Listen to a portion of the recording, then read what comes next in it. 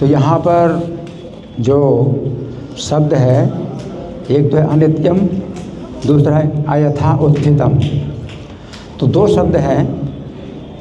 तो बालक की इस शिक्षा के द्वारा जितने भी राजा सुयज्ञ के संबंधी थे, उन्होंने माना सर्वम में सब कुछ अनित्य है और यथा अयथा उत्थ है। अयथा का मतलब मिथ्या, मिथ्या से उत्पन्न है। तो मध्वाचार्य बहुत बड़े चूँकि द्वैतवादी हैं, तो और जो मायावादी हैं, तो वो लोग जो है इसमें उनको मौका मिलता है कि पूरा जगत, सर्वम का मतलब संपूर्ण जगत अनित्य है और मिथ्या से उत्पन्न है। तो मिथ्या से उत्पन्न है तो मिथ्या है। तो मध्वाचार्य चूँकि महान आचार्य हैं, द्वैतवाद के आचार्य हैं, तो उन्होंने खंडन किया। अयथा यानी मिथ्या से उत्पन्न है, जगत मिथ्या से उत्पन्न है, तो यहाँ पर ये नहीं बताया गया। तो मध्वाचार्य जो श्लोक उद्धृत करते हैं वो स्वयं उन्होंने अपना रचा हुआ श्लोक है, और प्रभुपाद मध्वाचार्य के श्लोक उद्धृत कर रहे हैं। तो मध्वाचार्य ने जो है ये बताया कि ये जो जगत है इसको अनित्य तो कह सकते हैं, लेकिन मिथ्या से उत्पन्न का मतलब मिथ्या, तो जगत मिथ्या। तो यहाँ पर ये नहीं बताया गया कि सर्वम जगत जो है अनित्य है और मिथ्या है, ऐसा नहीं है। तो उन्होंने बताया श्लोक में कि अहंकार, अहम और मम अभिमान, ये है अनित्य और मिथ्या, मिथ्या से उत्पन्न है अहम और मम। अहंकार यानी मैं शरीर हूँ, और ममकार यानी शरीर से संबंधित जितना घर परिवार ये सब मेरा है। तो ये जो है अनित्य भी है और मिथ्या से उत्पन्न है। लेकिन जगत वो कहते हैं कि नहीं, महत आदि यथा उत्थम चा, जो महत तत्व हैं या पृथ्वी तत्व, जल तत्व, वायु तत्व, ये सब जो तत्व हैं, तो ये भी जो है क्या है, यथा उत्थम है, यानी सत्य से उत्पन्न है। तो इनको मिथ्या नहीं कह सकते।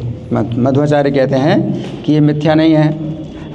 नित्याचा अभी यथा उत्थिता, और ये प्रकृति से उत्पन्न है। जो महातत्व है, जल तत्व, पृथ्वी तत्व, ये सब जो तत्व हैं, क्योंकि प्रकृति से उत्पन्न है, तो प्रकृति भी नित्या और सत्य से उत्पन्न है। तो प्रकृति भी जो है मिथ्या नहीं है, वो भी जो है नित्य और सत्य से उत्पन्न है, तो सत्य है। तो प्रकृति भी सत्य है, और प्रकृति से जो उत्पन्न है जितने भी तत्व हैं वो भी सत्य हैं। ये भी जो है मिथ्या से उत्पन्न नहीं है ना। अस्वतंत्रता, अस्वतंत्रा एवं प्रकृति, जो प्रकृति है वो अस्वतंत्रा है, यानी स्वतंत्र नहीं है प्रकृति, इतना कह सकते हैं। लेकिन नित्य है और सत्य से उत्पन्न होने के कारण सत्य भी है। अस्वतंत्रा, लेकिन स्वतंत्र नहीं है प्रकृति। और स्वतंत्रो नित्य एवं, और जो भगवान है जनार्दन, वो स्वतंत्र भी हैं और नित्य भी हैं। यथार्थ भूतश्चा परा, और वो भगवान जो है सत्य हैं और परम सत्य हैं। एक एव जनार्दन, एकमात्र वो जनार्दन जो है परम सत्य हैं। और क्योंकि जनार्दन से ही प्रकृति उत्पन्न हुई है, तो वो भी सत्य है, और प्रकृति से उत्पन्न जितने तत्व हैं वो भी सत्य हैं, परंतु अनित्य कह सकते हैं।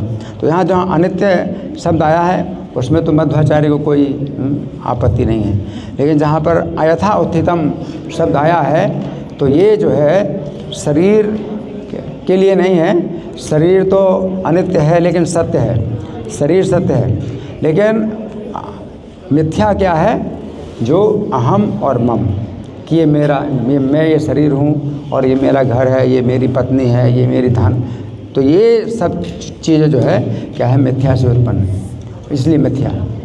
तो जो मायावादी लोग कहते हैं ब्रह्म सत्यम जगत मिथ्या, कि ब्रह्म सत्य है और जगत मिथ्या है, तो इसका जो है खंडन मध्वाचार्य कर रहे हैं, और बहुत ज़रूरी है, क्योंकि इस श्लोक से जो है मायावादियों को मौका मिलता है कि यहाँ तो बताया गया है कि सर्वम अनित्यम और अयथा उत्थितम, यानी मिथ्या से उत्पन्न है और सब कुछ अनित्य है, तो मतलब उनका सिद्धांत पुष्ट हो रहा है।